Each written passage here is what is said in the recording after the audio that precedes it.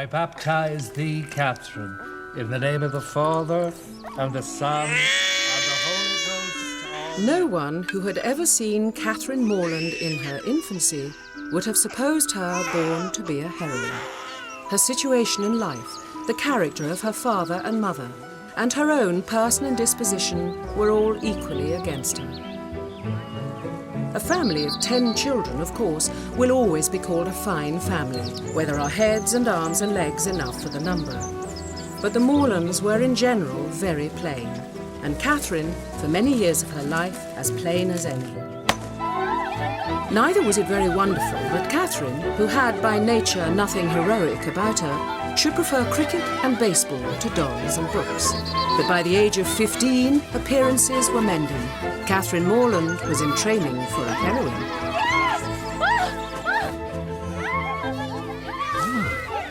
Look, Aunt Catherine has turned out rather well.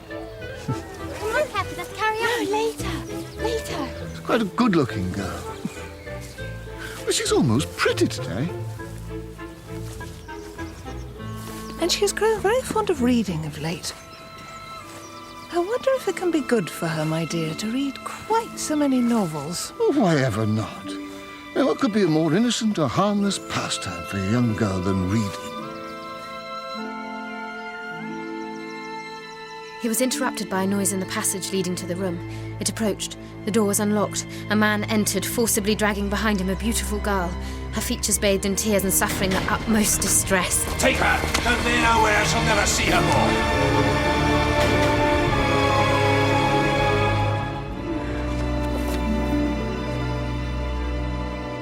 Kathy?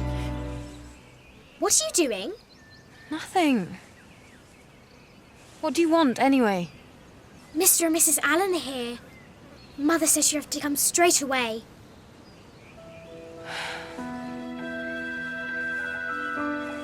No, said Dr. Mallison. No other place will do so well for a gouty constitution like Mr. Allen's. No other place will do so well for squandering money. Oh, fine, Mr. Allen. You know you love to see me happy.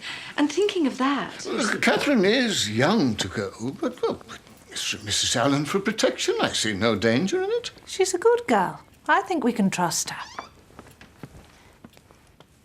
Why, Catherine, how you've grown. Quite the young lady, isn't she, Mr. Allen? Mr. and Mrs. Allen come with an invitation, Catherine. We would like you to accompany us to Bath for a time. For when a young lady is to be a heroine, something must and will happen to throw adventure in her way.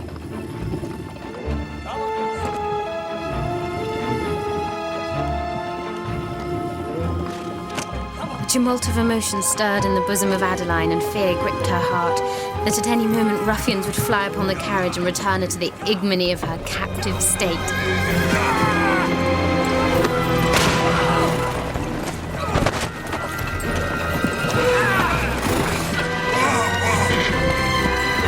Thank God, Mrs. Allen.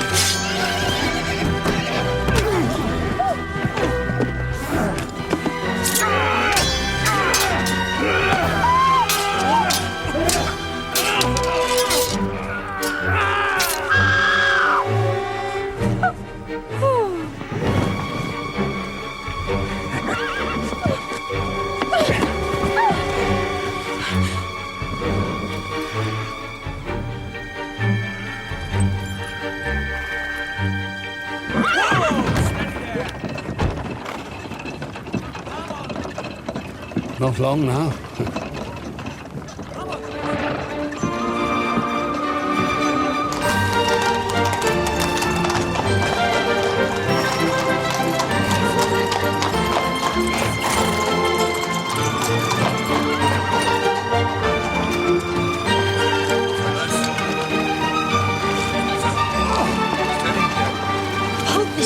Is not quite the smartest address, but for myself, I love to be at the centre of things. So do I. There's a little peach that's ripe for plucking.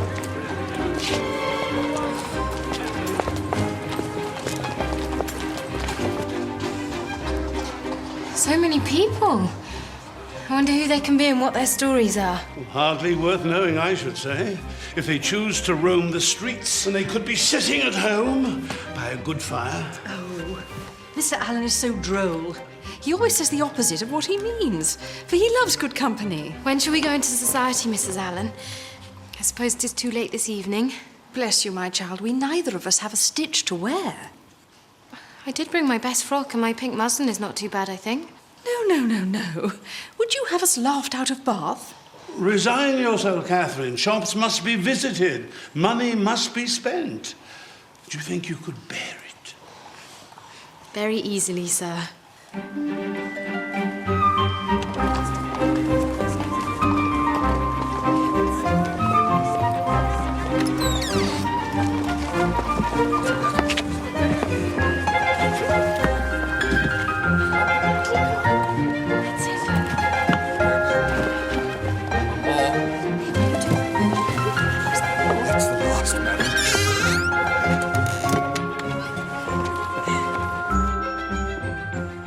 There. Did you ever see anything prettier, Mr. Allen? Other than yourself, do you mean, my dear? Oh, fine, Mr. Allen. But Catherine... Ah, she looks just as she should. Now, might we make our way, do you think? I entertain high hopes of our arriving at the rooms by midnight. How he teases us, Catherine. Midnight, indeed. Whoa there. Good evening, sir. This way. I know you go now, sir. This way, ladies.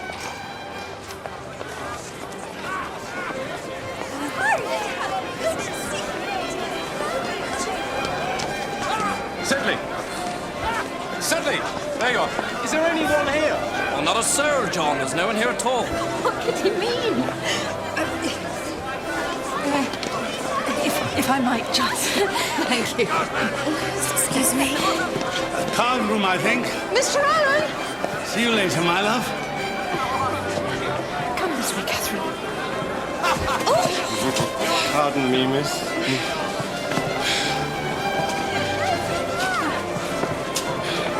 Excuse me. Perhaps we should go through to the tea room.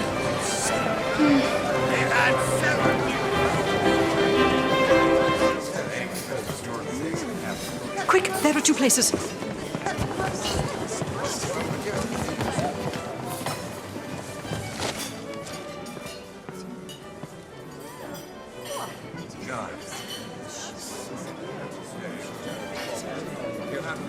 How uncomfortable it is not to know anybody. Yes, my dear. Very uncomfortable indeed. Then you see, one can't speak to people unless one has been introduced. But who will introduce us? I'm sure I've no idea.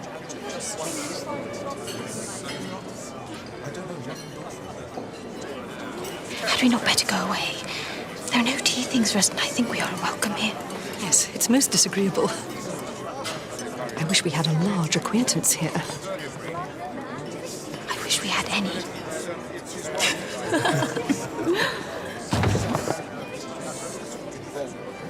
Mrs. Allen.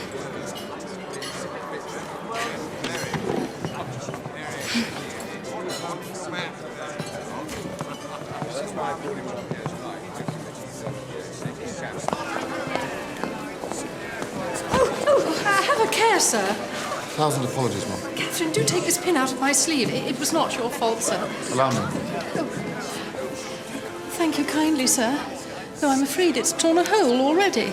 There. Nothing too disastrous, Mum. I shall be sorry if it has, for it's a favourite gown. Really, Mrs. Allen, one would hardly notice. No, it cost but 9 shillings a yard. 9 shillings. That is exactly what I should have guessed. Do you understand muslins, sir? I understand them very well. My sister has often entrusted me in the choice of a gown. I bought one for her only the other day. 5 shillings a yard, and a true Indian muslin. What do you make of that? Well, and I can never get Mr. Allen to tell one of my gowns from another. But tell me, sir, what do you think of Miss Morland's gown? Miss Morland's gown. Miss Morland's gown is very pretty, though I don't think it'll wash well. I'm afraid it will fray. How can you be so... Presumptuous.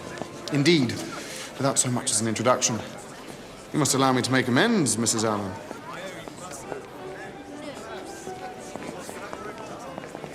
Gentlemen.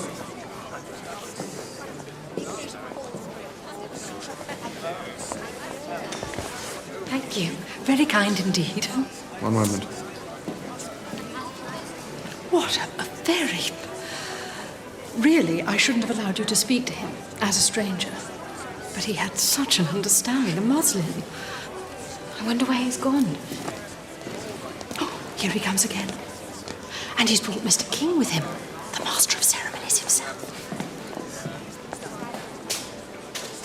Mrs. Allen, Miss Morland, allow me to present to you Mr. Henry Tinley, just lately arrived in Bath. Mrs. Allen, Miss Morgan, delighted to make your acquaintance. Mr. King. Now we may talk to one another. We've already been talking. You mustn't allow anyone to hear you say such things. We shall all be expelled from polite society. Let it be our secret. And now, if your card is not already full, Miss Morland, might I request the pleasure of the next dance with you? With me? Thank you.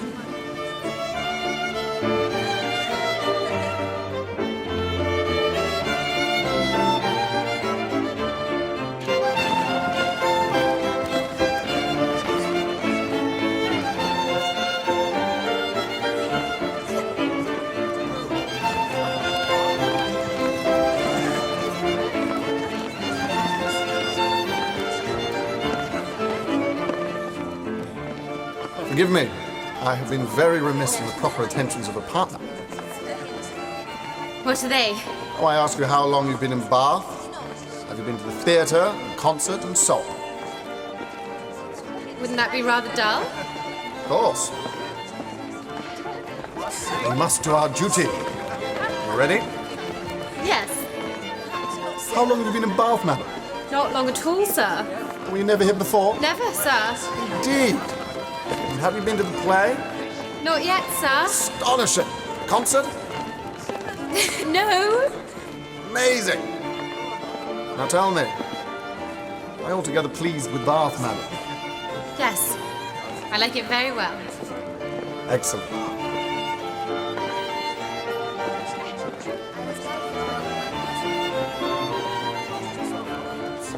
Now I must give you one smirk, and then we can be rational again.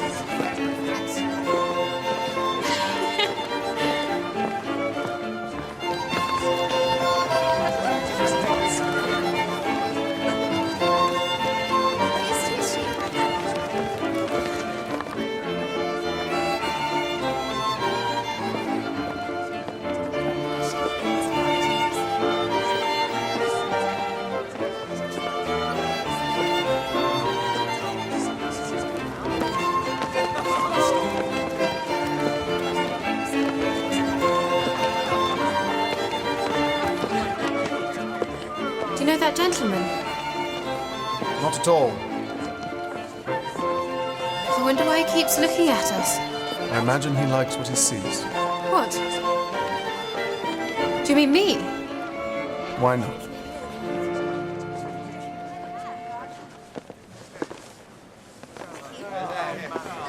So tell me, what will you write in your journal tonight? Friday went to the lower rooms, wore my sprigged muslin dress with blue trimmings. Looked very pretty, though I say so myself. Danced with one man. Was stared at by another. Much more handsome. Indeed, I shall say no such thing. Then what shall you say? Perhaps I don't keep a journal at all.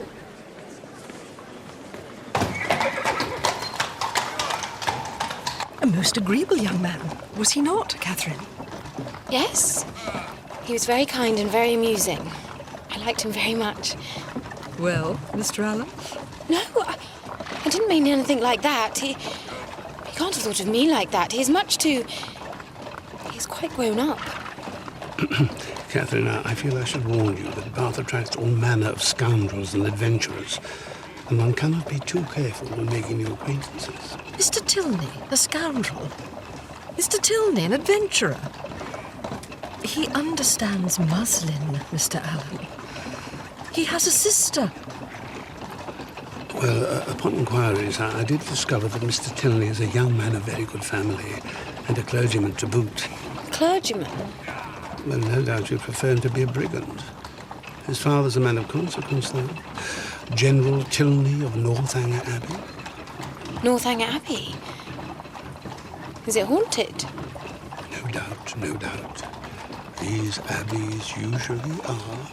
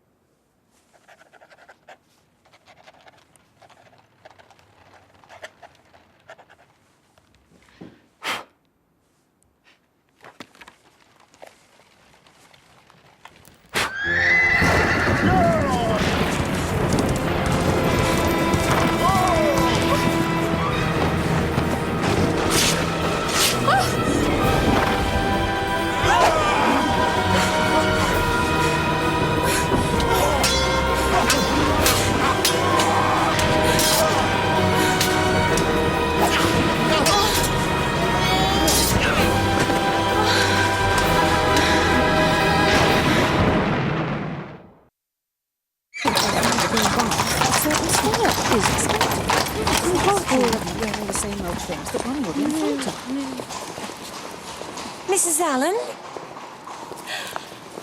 And this must be Miss Morland.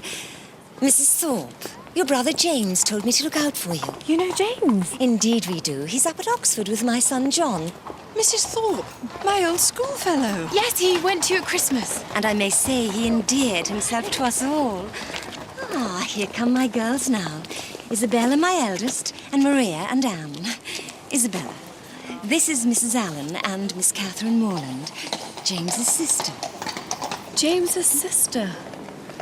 How do you do, Miss Morland? I've so long wished to meet you.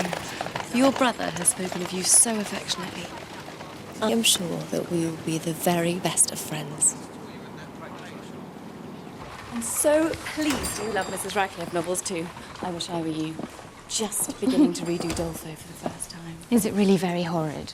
You can't even imagine. But I wouldn't tell you for the world. Well, perhaps one incident to whet your appetite.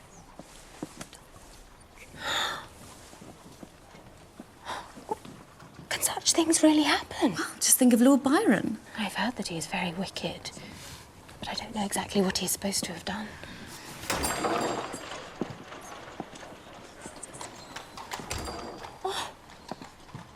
And I have heard that he is here, in Bath.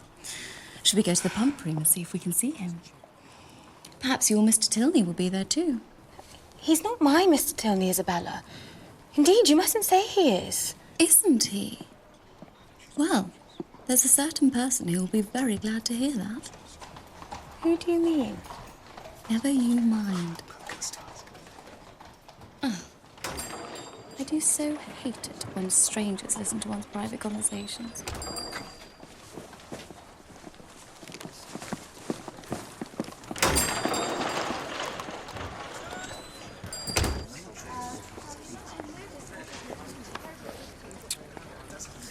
No, his name's not there. I think he must be gone from Bath.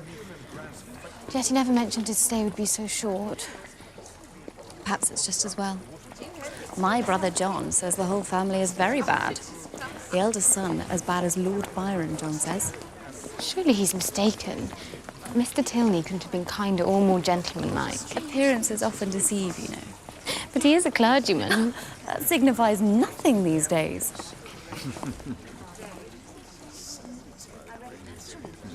Insufferable.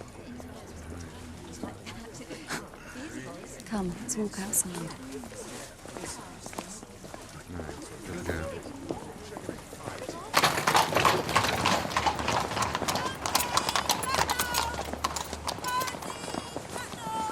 Are they following? No. They're going towards the churchyard. Good. We are rid of them. Now, if we turn down there, it will bring us to Milsom Street. Shouldn't we come upon them again if we did that? Oh, never mind that. Come, make haste.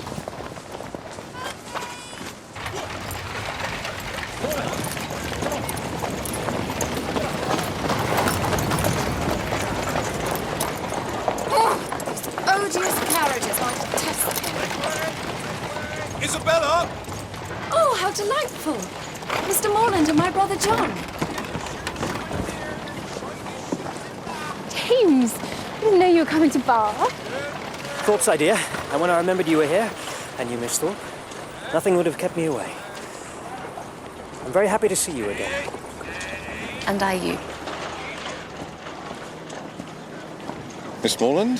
My good friend John Thorpe. Enchanté. I had the pleasure of seeing you dance the other evening. Yes, I remember. I hope I may have the pleasure of dancing with you myself before too long. We were just walking towards Edgar's buildings. Were you? Well then, damn it, we'll walk along with you. Miss Morland? Are you fond of an open carriage, Miss Morland? Yes, very. Well, would you permit me to drive you up Lansdowne Hill one day this week? Thank you. You're very kind. But would it be proper? Damn it, this is Bath. You know, everything's more free and easy in Bath.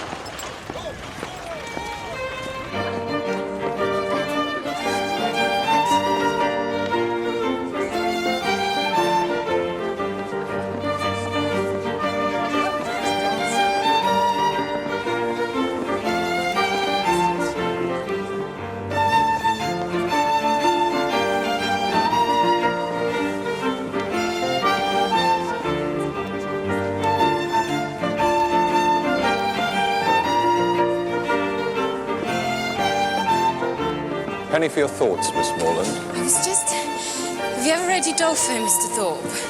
Udolpho? Lord. No, I never read novels. I leave all that to Isabella. I read The Monk the other day, no? Monk? Is it as shocking as everybody says?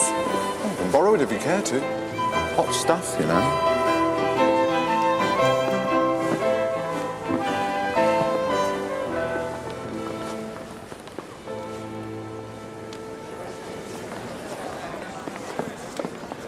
Isn't this altogether delightful, Catherine? What's that? Jig it again?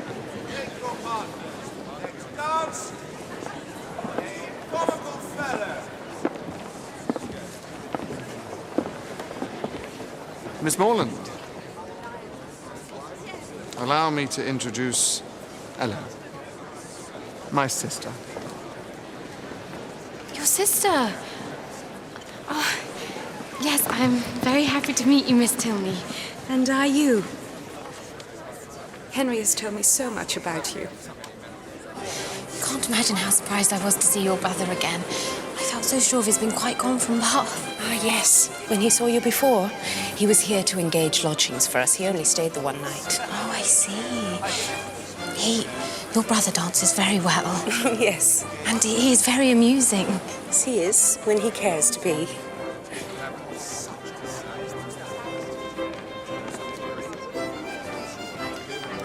Do you know that gentleman talking to Mr. Tilney? That's our father, General Tilney. He looks as if he were displeased with us. It is only his way. And is your mother here with you in Bath as well? Our mother is dead. So this is your first time in Bath. Do you like it? Very much indeed. There are some very pretty walks round about. Henry and I walk most mornings. Should you care to join us one day? Yes. More than anything in the world, I love long walks. Though I can't persuade my friend to join me. She thinks it a waste of time when there are so many other things to do in town. I can see that she might.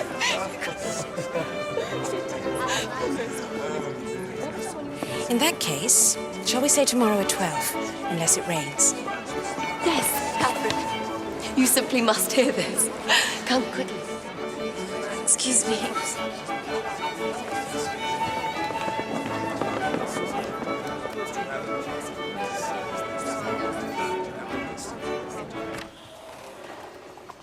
Make haste, Miss Morland. Put on your hats, there's no time to lose. We are going to drive to Blaze Castle. Mr. Thorpe. How do you do, Miss Allen? My sweetest Catherine, isn't this delightful? Blaze Castle. Nothing could be more romantic. Yes, I'm sure, but I'm very sorry I can't come with you. I'm expecting Miss Tilney and her brother to call on me to take a country walk. Not they. I saw him but 5 minutes ago. Doesn't he drive a phaeton with a pair of chestnuts? I don't know, indeed. Yes, I saw him large as life turning up the Lansdowne Road with a smart-looking girl by his side. Perhaps they mean to call later. No, they don't. I heard Tilney hallooing to a man they were going as far as Wick Rocks. I don't understand it at all. Miss Tilney promised. My dear one, in this false world, people often make promises they have little intention of keeping. Remember, we are your true friends. We keep our promises. Yes. But what if they should come after all? My dear little scatterbrain sister, haven't you just heard Thorpe tell us? They're halfway to Wick Rocks. Then perhaps I should come with you. Please, Miss Morland.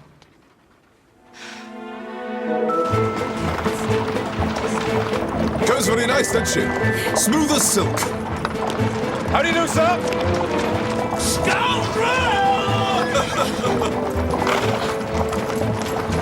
Pleasant old gentleman. Mr. Allen.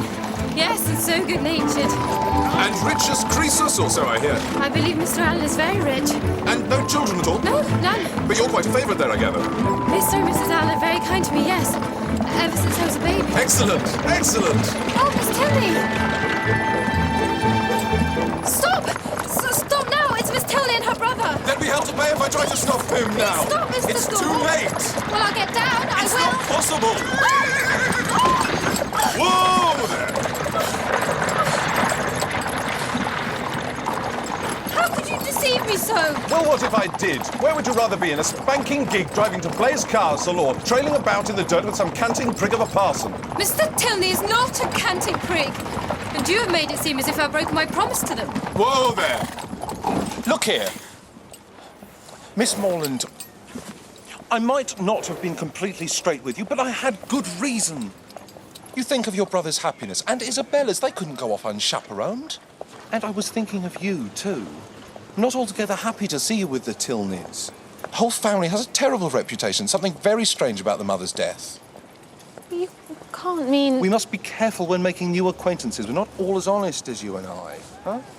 But Mr. Tilney and his sister have been so kind to me. Truly sorry, Miss Morland, if I have caused you any distress, but you can set it all right tomorrow. Let's at least try and enjoy ourselves today. Damn it, I've been looking forward to driving you out more than anything. Come on, what do you say? Very well. Whoa. Everything all right, Thorpe? Absolutely. Walk on.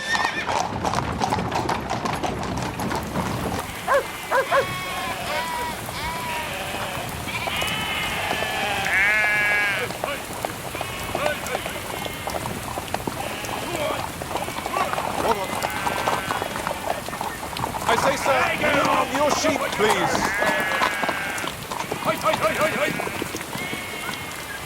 It's just a spot of rain. It'll clear up in no time. Thorpe, we better go back. Your sister thinks so too. We're not halfway to Blaze Castle. Very well, as you wish. It's all one to me.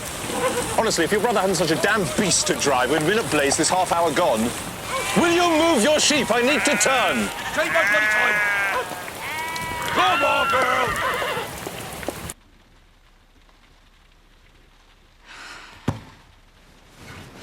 Lord, what would the men think if they could see us now? How can I ever face the Tonys again? Now, you mustn't be cross with John, dearest one. Do you know he told me he liked you better than any girl he had ever seen? And he thinks you're the prettiest girl in Bath. Don't know why he should think that. No need for false modesty. Now, how far have you got on with Udolpho? I've just got to the Black Veil. The Black Veil. Well, I wouldn't tell you what's behind it, not for the world. And when you've finished it, you will read The Monk. That's my brother's favourite, you know. Oh, yes, he spoke of it. Is it really very horrid? It is the most horrid, shocking thing in all the world. Ambrosio, the monk, begins very holy, but is drawn into vice by Matilda, and she gives him a magic branch by which he can pass through walls and into Antonia's bedchamber. But it is too shocking. I should blush to tell you. You must read it yourself. The friar pronounced the magic words, and a thick smoke arose over the magic mirror. At length he beheld Antonia's lovely form. She was undressing to bathe herself, and the amorous monk had full opportunity to observe the voluptuous contours and admirable symmetry of her person as she drew off her last garment. At this moment a tame linnet flew towards her, nestled its head between her breasts and nibbled them in wanton play.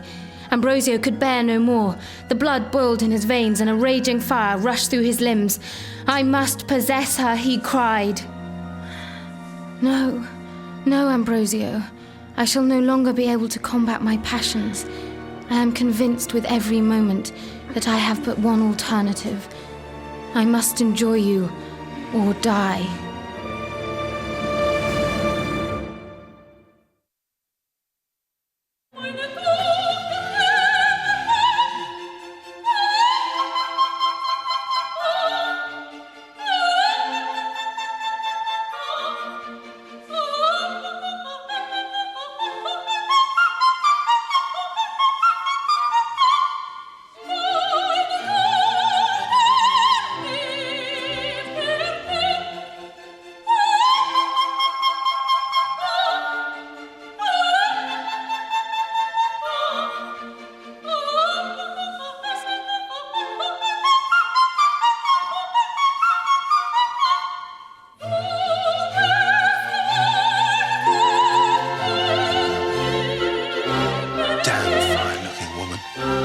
She's nothing to you, you know.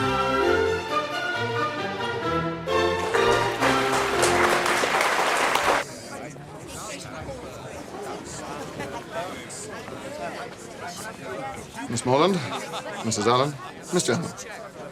Mr. Tilney, you must have thought me so rude, but they told me you'd gone out in a phaeton, and then when I saw you, I begged Mr. Thorpe to stop, but he only went faster. If only he'd slowed down, I would have jumped out and run back to you. Please believe me, I would 10,000 times rather have been with you. Are you and Miss Tilney really very angry with me? I must confess I felt a little slighted, but my sister was quite sure there was some misunderstanding. Eleanor, you were right, as usual. Miss Morland is not to blame. She was abducted by force. Oh, no, not exactly, but truly, I did try to make him stop. Don't tease her, Henry. You were quite cast down when you thought Miss Morland preferred the company of others to your own. Perhaps she still does. No, indeed. Oh, that is... Then may I renew our invitation? Shall we say the day after tomorrow for our walk? Yes. Miss Catherine Raymond, very amiable girl, very rich too. Ward of a Mr. Allen who made a fortune in trade. And with no one to spend it on but her, she'll bring a deal of money to her marriage. When the old man pops off, she'll be one of the richest women in the country. Obliged to you, sir. Thorpe. John Thorpe. Delighted to have been... Mr. Thorpe, perhaps you'd introduce me to the young lady. Miss Morland, this is General Tilney.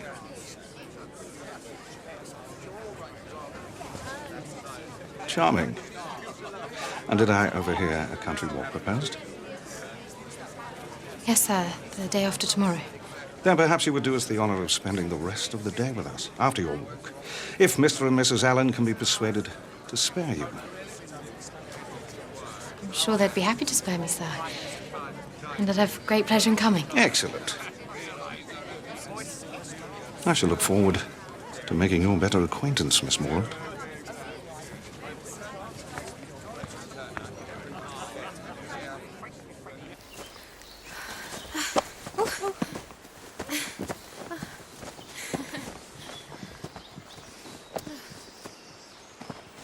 What do you think, Catherine? Oh, it's wonderful. It reminds me of the south of France, the Languedoc, you know? Yes. Have you travelled much in France? No, not at all. I've never been there. But I've seen pictures, and it's just as Mrs. Radcliffe describes it in Udolpho. Ah, Mrs. Radcliffe. But I suppose you don't read novels. I read Udolpho straight through in 2 days with my hair standing up on end the whole time. I often think there's more life and truth and feeling in a good novel than in 100 dull sermons. Do you really believe that? Oh, go on. Don't wait for me. Why should you think I don't believe it? Because I think you like to tease me. And because the real world's different from the world in stories. Is it? Of course it is. I love to read Mrs. Radcliffe, but I don't think the real world's full of murders and abductions and ghosts with clanking chains and seductions and everything. Well, not in Fullerton, anyway. Perhaps not quite so many murders and abductions. But broken hearts, betrayals, long-held grudges, schemes of revenge, fear, hatred, and despair. Are they not part of all of our lives, even in Fullerton? I don't know. I'd like to think not. Well then, I hope your experience of life is the exception that proves the rule.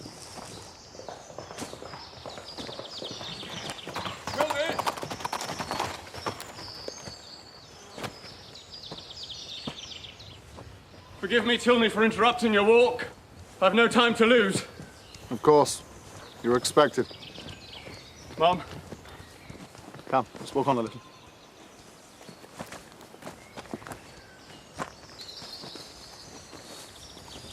That gentleman was a close acquaintance of ours, a very good friend. He was obliged to leave the country at short notice. He was able to make his farewells to me last evening. But was no doubt anxious to say goodbye to my sister, too, before he left. I see. There is no reason why the matter should come up. But my sister and I would be very grateful if you did not mention to my father that we saw that gentleman here today. No, of course. Thank you.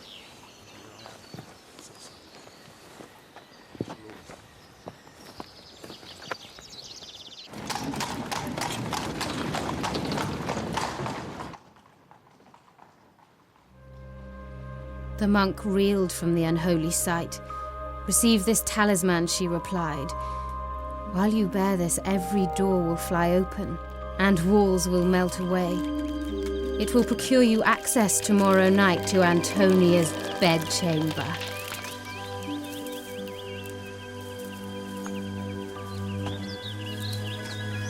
Miss Morland.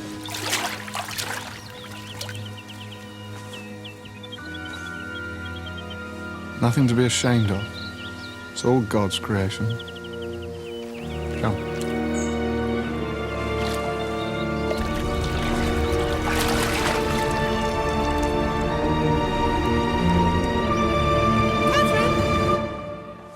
Catherine!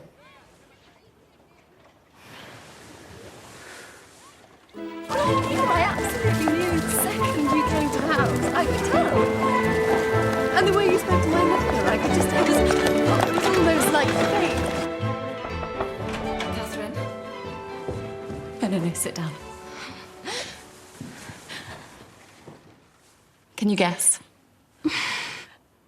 Your brother has made me the happiest girl on earth. You mean you and James are in love? He confessed as much to me this afternoon, and you know my nature. I could never trifle with a man's affections. In short, I told him his love was returned. Catherine! He's waiting downstairs.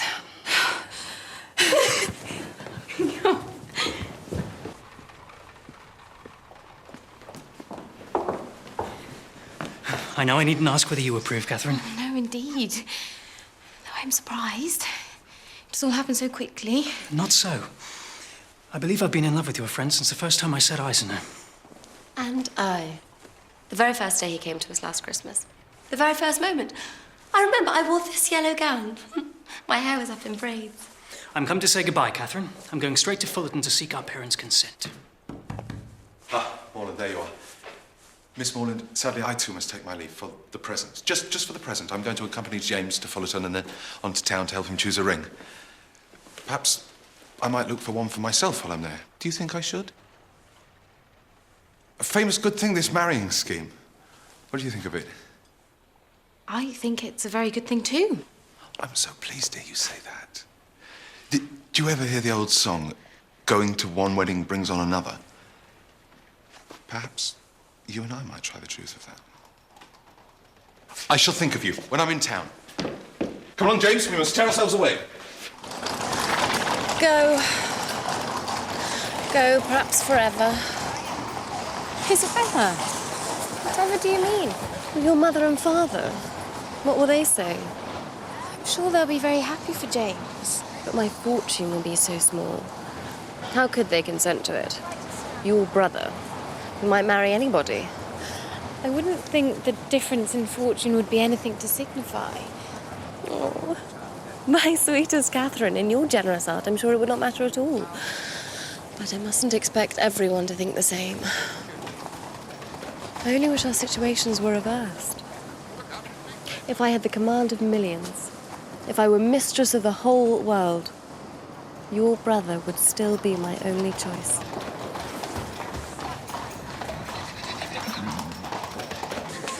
Now, Catherine, you know I'm only here for your sake. You know my heart is 40 miles away.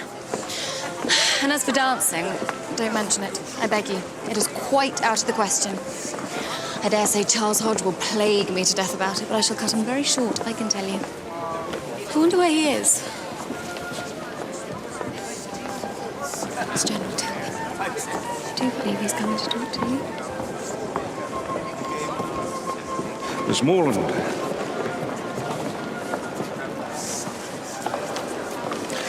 Delightful. You will excuse me now.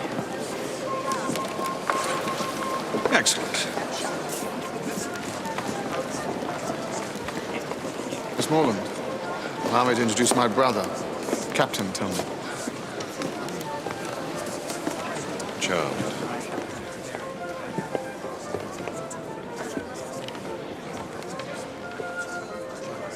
Don't let my brother's ill manners offend you. That's how he is, I'm afraid. He was ill-mannered as a baby. Surprised at you being so disrespectful to your older brother.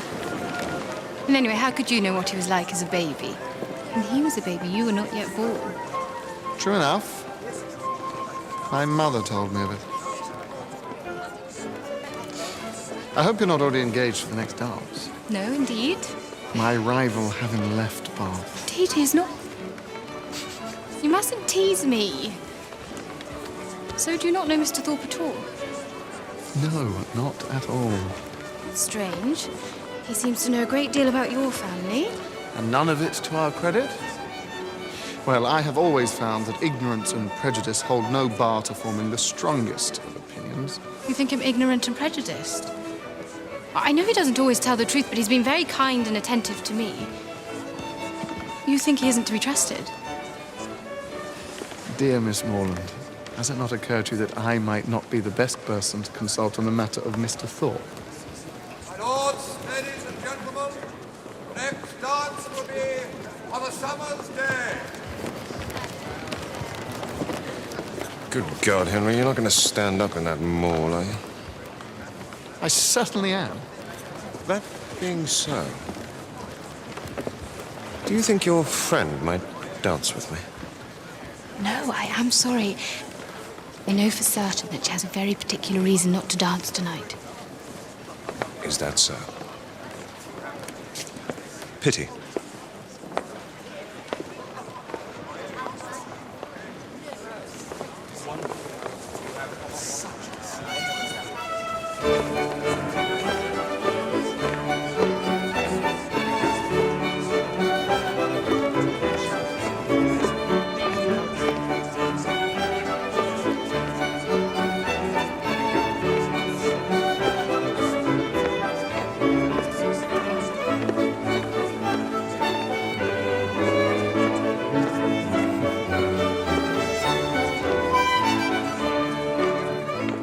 Why are you smiling?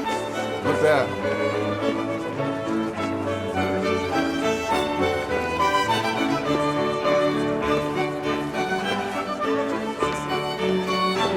I don't wonder at your surprise. I refused him for as long as I possibly could, but he would not take no for an answer. He's the eldest son, you know, the heir to Northanger Abbey. Not that that weighs anything with me. I am in love with the best man in the whole world. Did you think him handsome?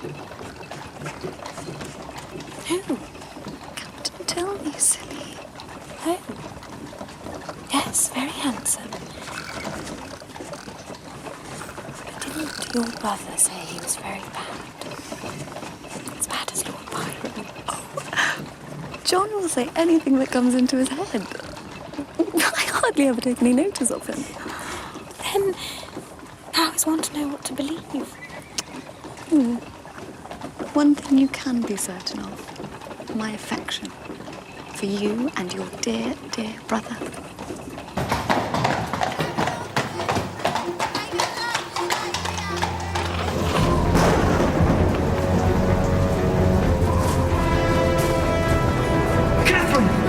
Catherine, help me, for God's sake!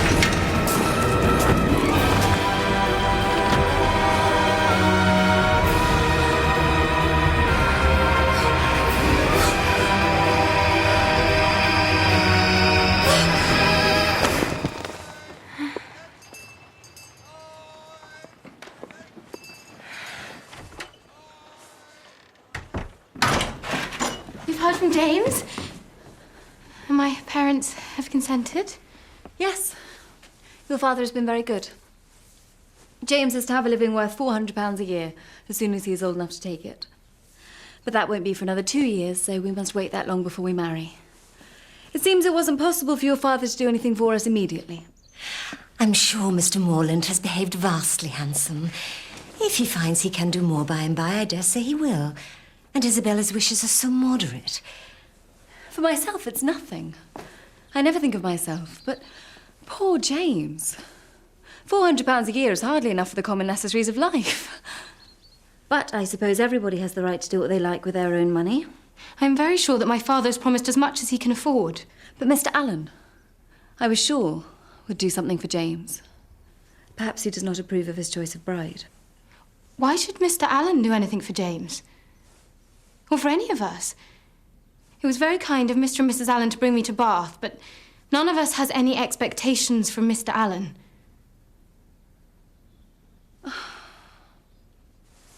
My dear, sweet Catherine, you know I care nothing for money.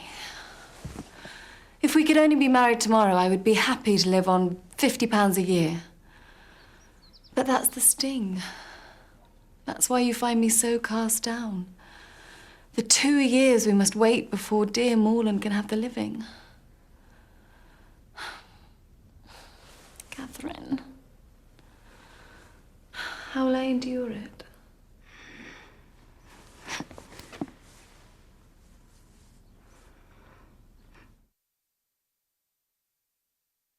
I can well understand how she feels. 2 years is a long time.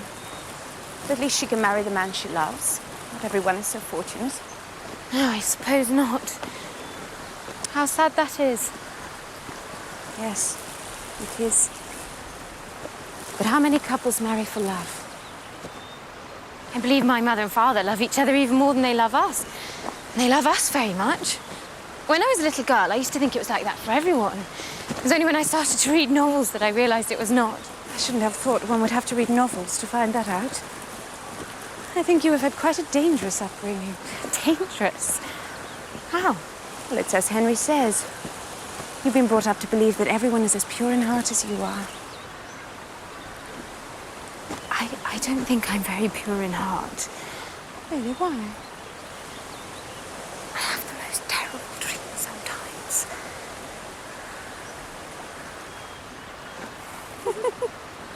What's the joke? Nothing to concern you. I love our walks. I think I should like to stay in Bath forever and go walking with you every day. Unfortunately, that won't be possible. Oh? Our father told us just this morning that he's determined on quitting Bath by the end of the week. Oh. Miss Morland. Capital. Excellent.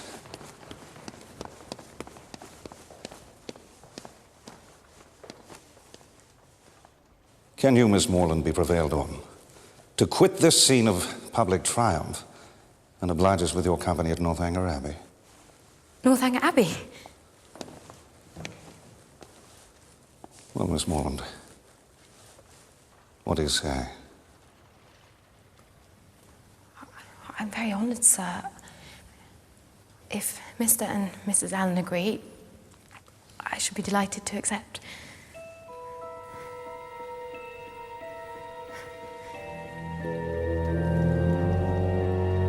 Northanger Abbey? Aren't you frightened to go there on your own? I confess I am a little. Well, I dare say it'd be very thrilling for you. I do hope you don't forget me, Catherine. Or our dearest John. No, indeed. No need to be coy. I heard from him today that you and he are as good as engaged. Indeed we are not. Useless to dissemble, my dear. Your secret's out. He says in his letter, not half an hour before he left Bath, you gave him the most positive encouragement. He says he as good as made you an offer. No. No, there must be some mistake. Your brother must have misunderstood me, and I certainly had no idea he thought he was making me an offer. Please, undeceive him and beg his pardon. Oh. Well, I dare say we should all be allowed a little harmless flirtation. But there was no flirtation. Not on my side. And if no one were allowed to change their minds, where would we all be? Perhaps it's for the best after all. Isabella, please understand me once and for all. Shh! He comes. Who? Tell me, of course. Oh, I wouldn't have this happen for the world. Look away, perhaps he's not seen us.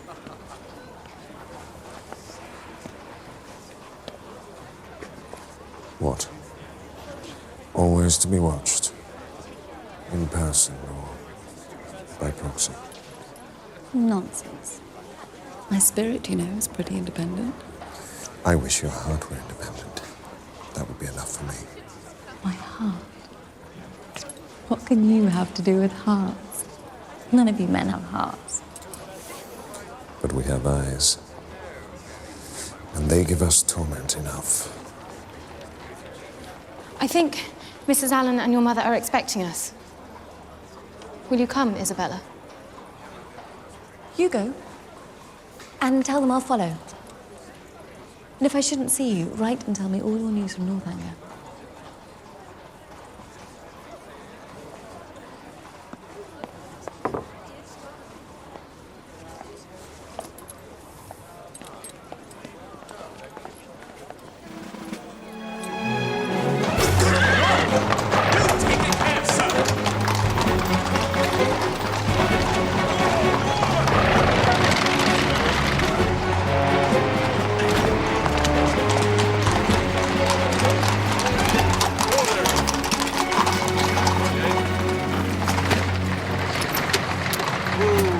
Come along there. 4 minutes late already, coming from Milsom Street. I'm sure Miss Morland won't keep you waiting, Father. Oh, Catherine, my dear, quickly. They're here. How grand. Chase and 4. You never aspired to that, Mr. Allen. No, indeed. Well, Catherine, we shall miss you. Thank you for all your kindness. It has been such a happy time. There, my dear. I shall be sharp about it. These great folks don't like to be kept waiting.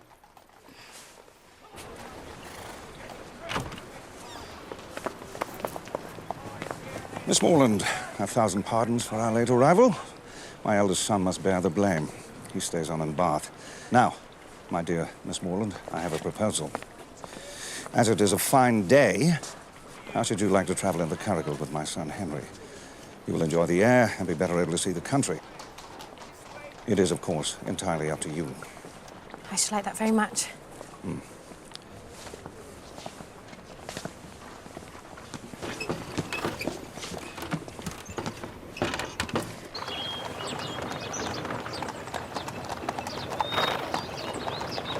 Did your father say that Captain Tilney stays on in Bath? Yes? Oh. You're disappointed? You were hoping for my brother's company at Northanger, perhaps? No. No, not at all. That is, I should have no objection to his company. And what is it? Come. I'm anxious about your brother and Miss Thorpe. I think he cannot know that she's engaged to my brother. I suppose he thinks he has a chance with her. But doesn't he realise how wrong it is of him and what pain it must give to my brother? I don't think you should distress yourself too much, Miss Morland. Your brother should be returning to Bath very soon, and my brother should be leaving to rejoin his regiment. And that will be the end of that. Now, look there.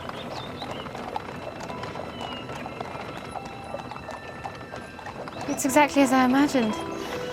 It's just like what we read about. Are you prepared to encounter all of its horrors? Horrors? Is Northanger haunted, then? Well, that's just the least of it. Dungeons and sliding panels, skeletons, strange, unearthly cries in the night that pierce your very soul. And vampires? Don't say vampires. I could bear anything but not vampires. Miss Morland, I do believe you're teasing me now. But whilst to say there is a kind of vampirism. No, let's just say that all houses have their secrets, and Northanger is no exception.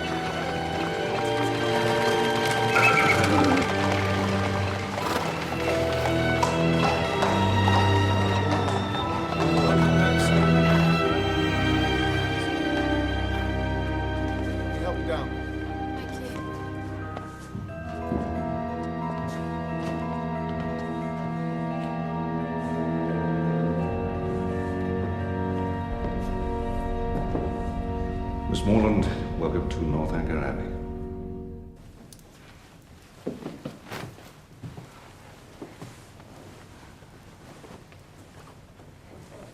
I hope you will be comfortable. Do please, I beg you, make as little alteration to your dress as possible.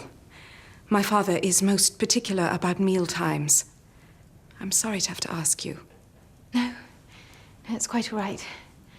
I'll see you in a few minutes then.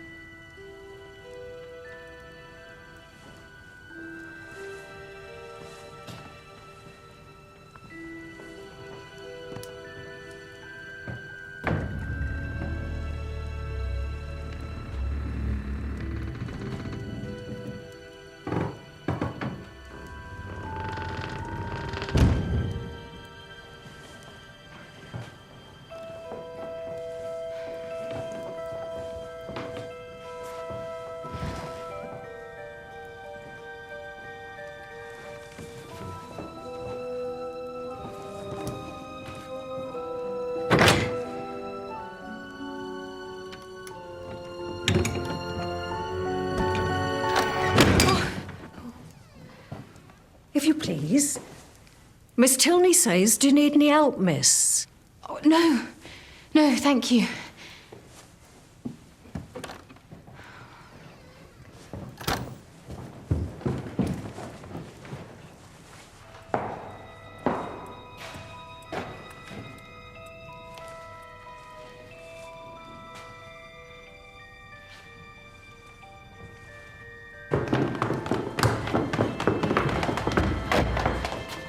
Are you ready?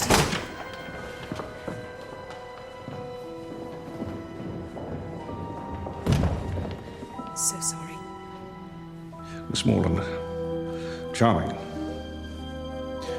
Dinner to be on the table directly!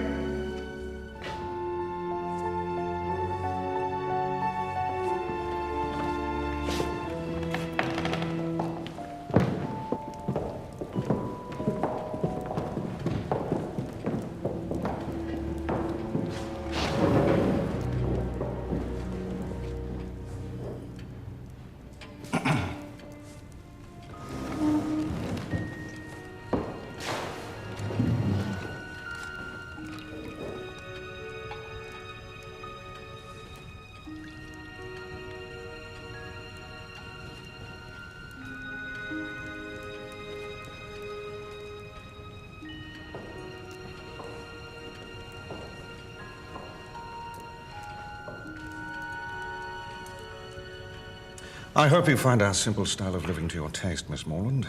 No doubt you have been used to better-sized apartments at Mr. Allen's. No, indeed, sir. Mr. Allen's dining parlour is only half the size of this room. Well, now, I suppose I care as little as any man for such things. But a tolerably large eating room is one of the necessaries of life. Tolerably large indeed, sir.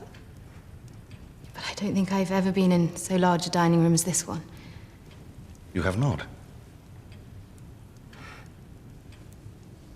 Well, no doubt the rooms at Mr. Allen's are exactly the true size for rational happiness.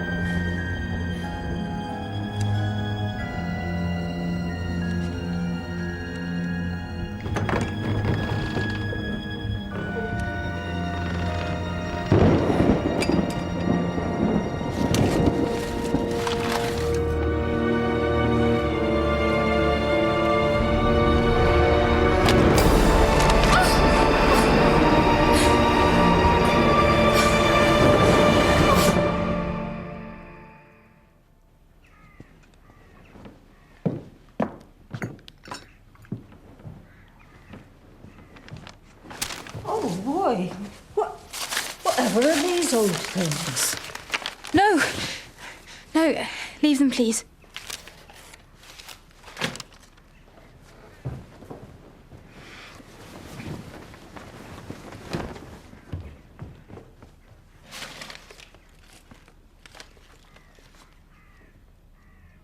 Shirts, stockings, cravats.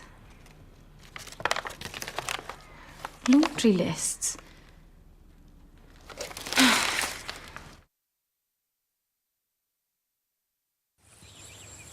This was my mother's favourite place.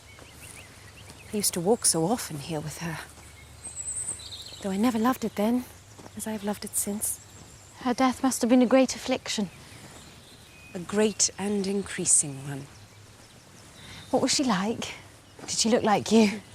I wish I could show you her portrait. It hangs in her private chamber. I suppose you were with her to the last? No. I was away from home when she died. Her illness was sudden and short, and before I arrived, it was all over. So you didn't see her body? No. I wish I could have done. Perhaps it would help me to think of her at peace. Yes. I should like to see her room, if you're willing to show me. We never go there. It is my father's wish. But to see her picture? Yes. Why should you not see it?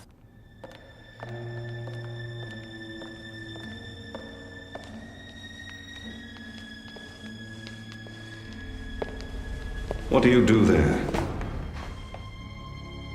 I was going to show Miss Morland Mother's... There is nothing to interest Miss Morland in this part of the house. I'm surprised at you, Eleanor.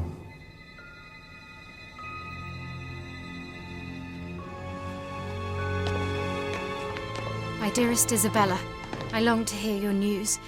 I hope everything is well with you and with James, and that your brother is not too much offended with me. Northanger Abbey is all that I expected it to be, and Eleanor and her brother very kind. Oh, Isabella, I fear that this house holds a terrible secret relating to the death of Mrs. Tilney. Here I am! I cannot write more now. Send me your news. Your loving friend, Catherine. This is a sad day, Miss Morland. A sad day for me, that is. I have to go up to town for several days on business. I trust you'll be able to entertain our guest properly while I'm gone, Henry. Nothing would give me greater pleasure, sir.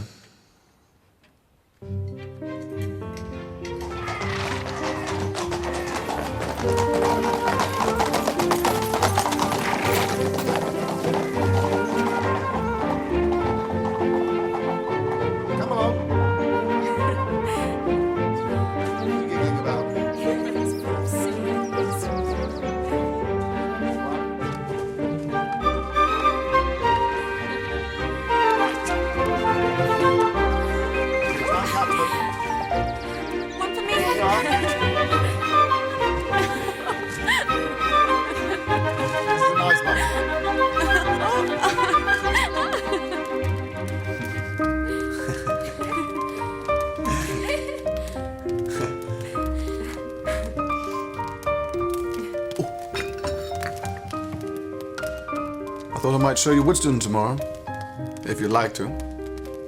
It's nothing to Northanger, of course, just a country vicarage, but I'm very fond of it. I'd love to.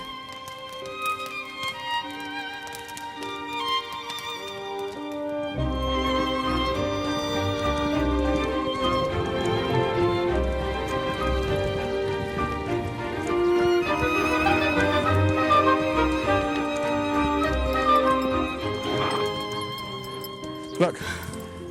Is that your home? It's lovely. Very glad you think so. I fear we may be about to get a little damp. Come on. I'll race you back.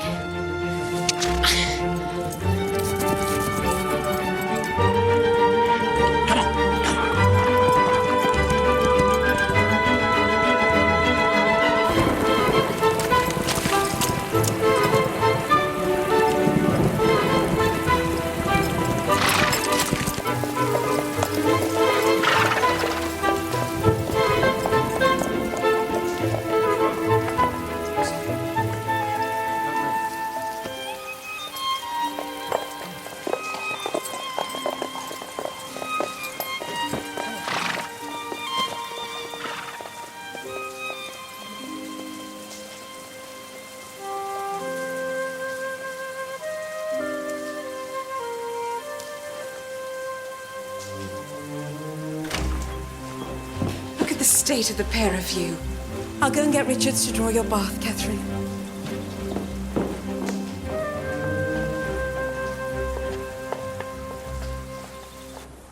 When we were coming to Northanger Abbey, you said that the house held secrets. Did I? And have you discovered any dreadful revelations yet? No, but I'd like to know what you meant. I think that shall have to remain a secret. A secret once explained loses all of its charms and all of its danger, too. Why don't you imagine the worst thing you can and write your own Gothic romance about it? Northanger Abbey would make a very good title, don't you think? Now you're mocking me. But I can't help feeling that this house is not a happy one. Not since our mother died. And even before then. I envy you your happy childhood. My brother Frederick is well enough, I think, sowing his wild oats, but soon he shall have to make an advantageous match. My sister is not happy. Remember the man we met on a country walk? He's a good friend of mine. He's a lot more than that to my sister. But our father has refused to sanction the match. Edward is only a second son, and Eleanor must marry the heir to a rich estate. And you? Well, if I'm to retain my father's favour, I must marry a fortune too. And shall you? I always hoped I'd be lucky. The girl I fell in love with would come with a fortune attached. And if she should not?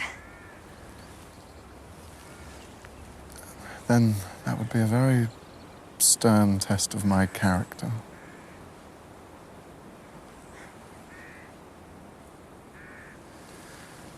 Perhaps we'd better head back. I want to set off for Woodstone before nightfall.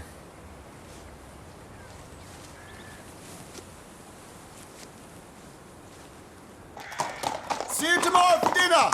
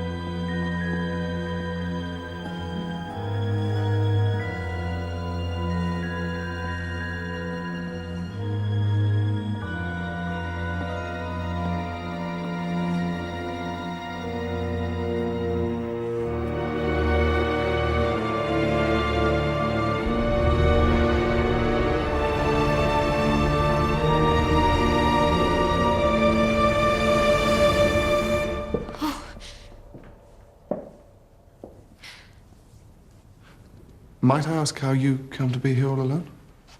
I wanted to see your mother's room. Eleanor was going to show me, but your father prevented us. And so you thought you'd come and see it for yourself? Yes. I suppose Eleanor has talked to you about our mother? Yes. But that is not very much, but what she did say was her dying so suddenly and none of you being at home, and I thought perhaps your father had not been very fond of her. And from these circumstances you infer some negligence? Or something even worse? Then let me reassure you, Catherine. My mother's illness was sudden. And Eleanor was from home, but I was here throughout. And so was my brother Frederick. Our mother received every possible attention. Our physician was satisfied that nothing more could be done for her. The matter was deeply distressing, as you may imagine. Yes, of course. But your father, was he distressed? For a time, greatly so. She had had to bear a great deal from him, but when she was dead, he felt her loss. I'm very glad of it. It would have been very shocking if he had... If he had what? If I understand you rightly, you have been suspecting my father of a crime so dreadful. You said yourself the house was full of secrets. And so you decided that my father must be a murderer.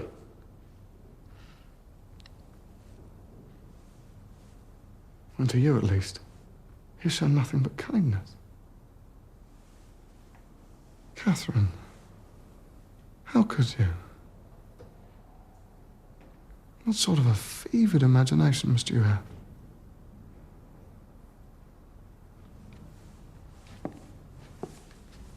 Perhaps, after all, it is possible to read too many novels.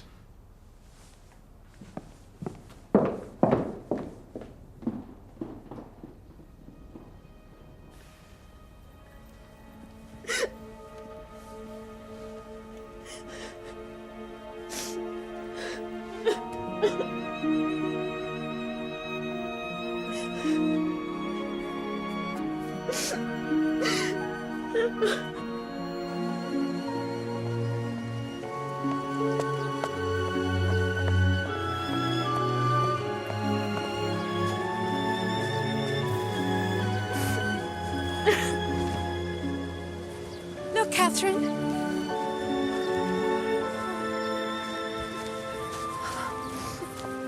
Whatever is the matter? I can't tell you. Please don't make me. I have been so wickedly foolish, and your brother knows of it, and now he will hate me for it, and so will you when he tells you. Oh, my dear Catherine, I am quite sure that nothing you could do could make me hate you, or Henry either. I saw his face. I know he will never, ever respect me again. Come, come, perhaps it's not as bad as you think. Look, here is a letter for you. It'll be from Isabella. Oh. No, it is my brother's handwriting.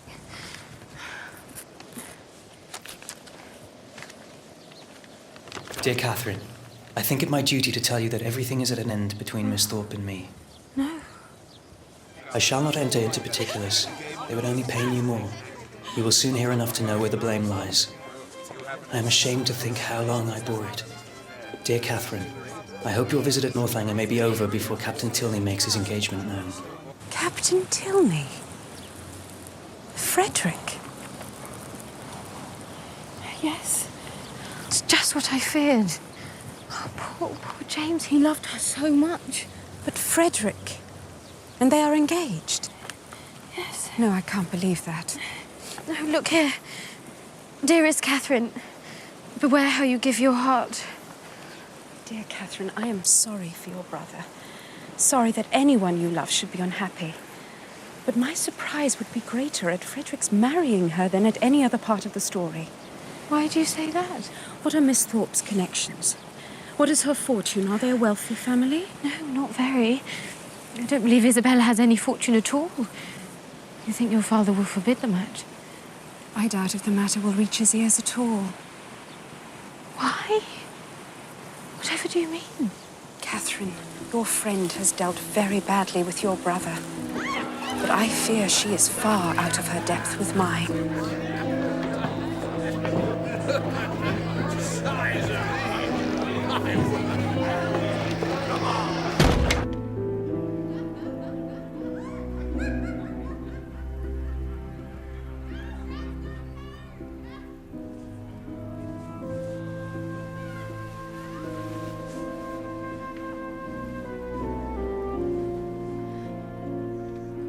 And are we engaged?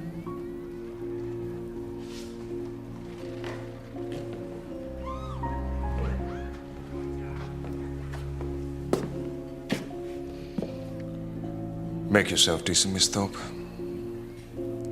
I must return you to your friends before you're missed.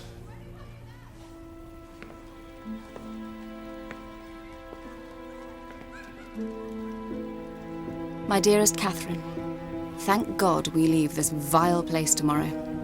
Since you went away, I've had no pleasure in it, and everybody one cares for is gone. I'm quite uneasy about your dear brother, and am fearful of some misunderstanding. You will write to him and set everything right. He is the only man I ever did or could love, and I know you will convince him of it. I most certainly shan't. So, Frederick is safe from her. I can't say I'm surprised. Aren't you? I am very. I wish I'd never known her. It will soon be as if you never had. There's one thing I can't understand. What has Captain Tilney been about all this time? Why should he pay her such attentions and then fly off himself? He has his vanity as well as Miss Thorpe. And he is accustomed to having his way. Though I am surprised he should have stooped to such an easy conquest. Really? Then I'm sorry for Isabella. I am sure she will be over it soon enough. I hope I don't need to tell you that his brother has a very different character. Henry has the best and truest heart in the world.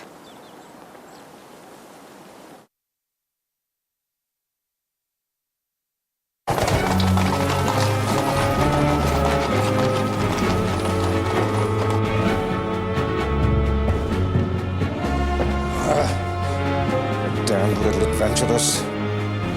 Eleanor! Eleanor! Now! I said now!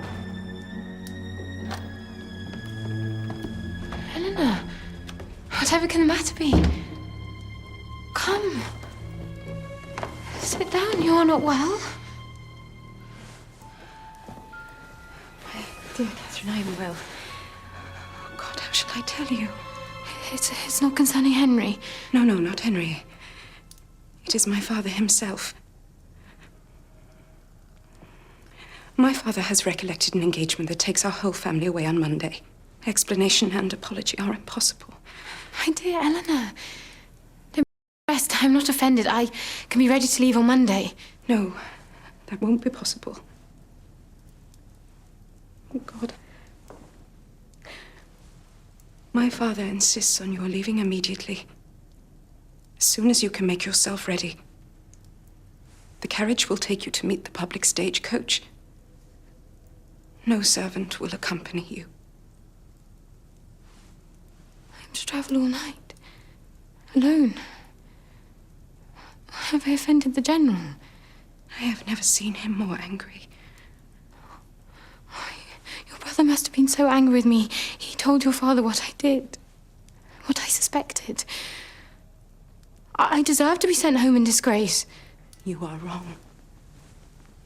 I know my father's reasons, and they do him no credit.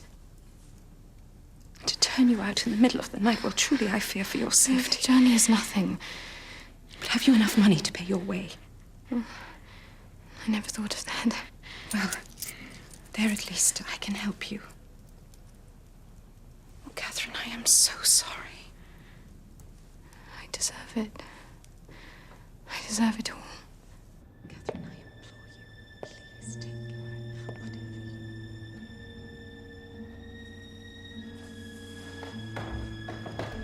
Goodbye, Catherine.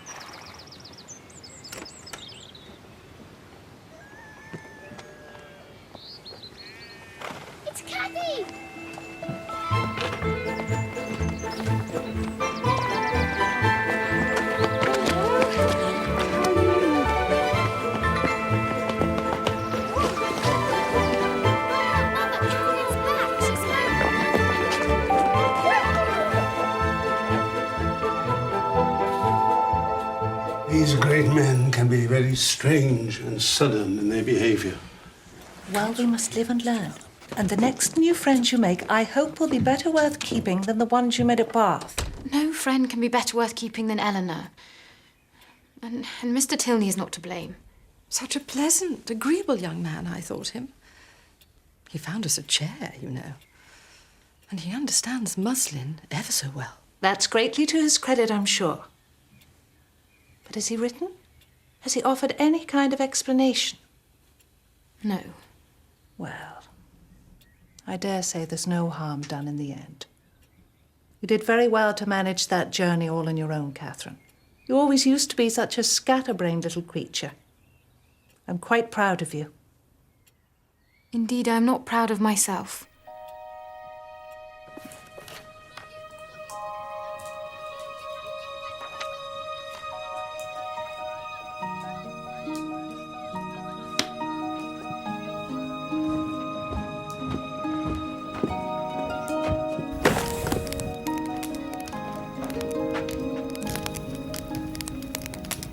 What was the Abbey like? Was it very scary? Were there ghosts?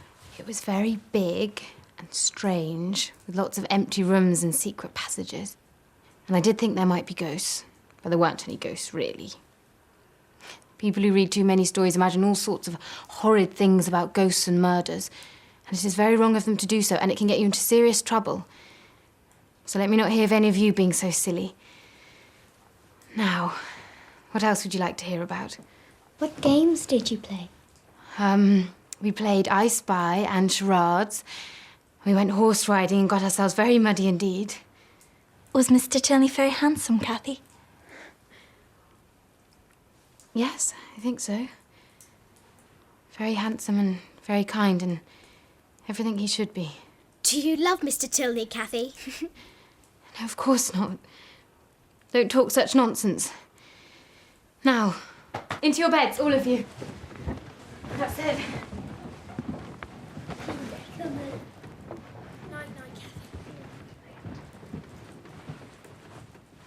Night, Cathy.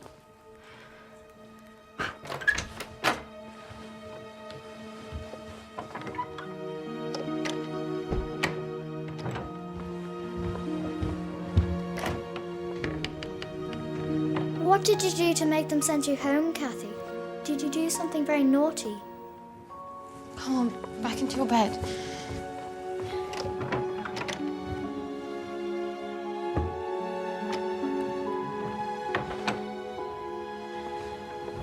Cathy?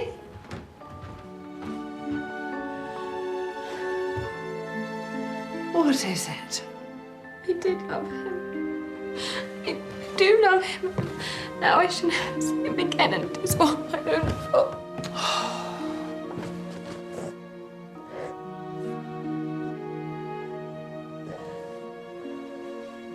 10. Men went to the fen to get bed. Very good.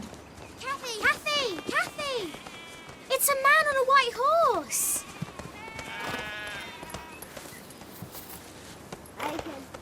Go and tell Mamma that Mr. Tilney is here. Mr. Tilney? Now! Go on, boys. In you go quickly.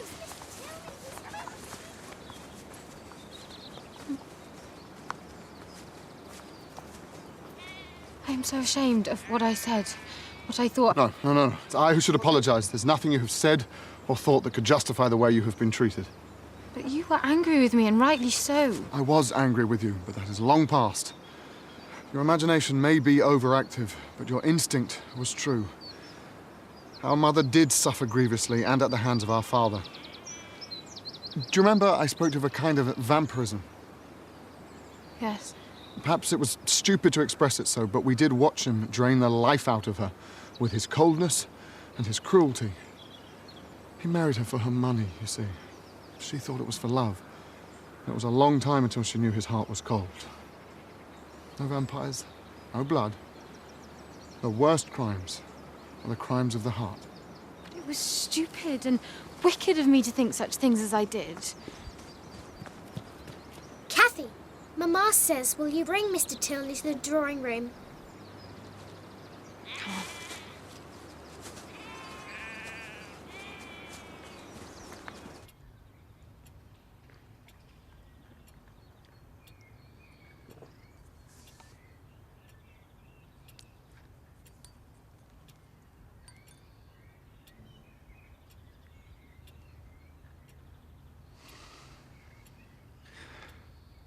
Mrs. Morland, after what has happened, I have little right to expect a welcome at Fullerton. You had no part in what happened, Mr. Tilney. And Catherine is as you see her. No harm done. Any friends of our children are welcome here. Shall we agree to say no more about it? You're very good.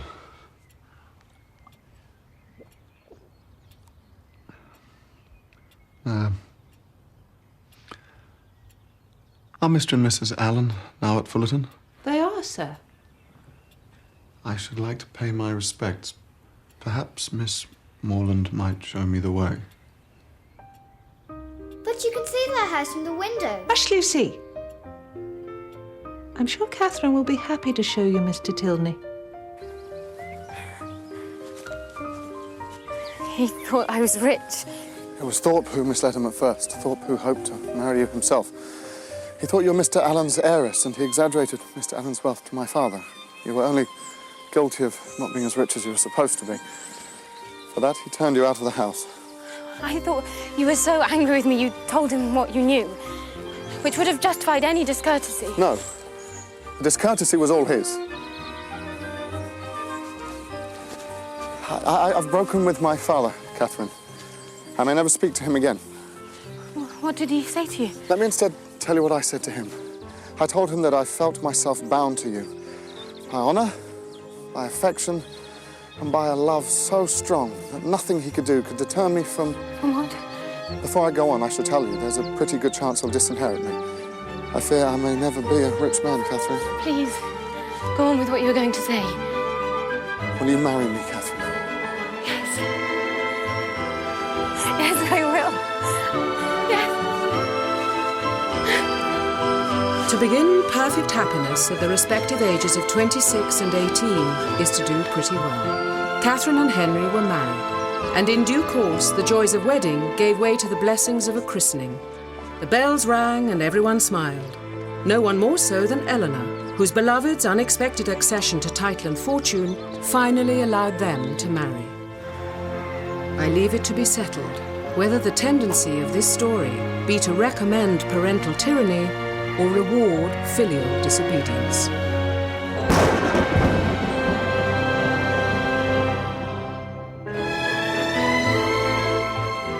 You may like to know that Northanger Abbey is available to buy on DVD in stores now.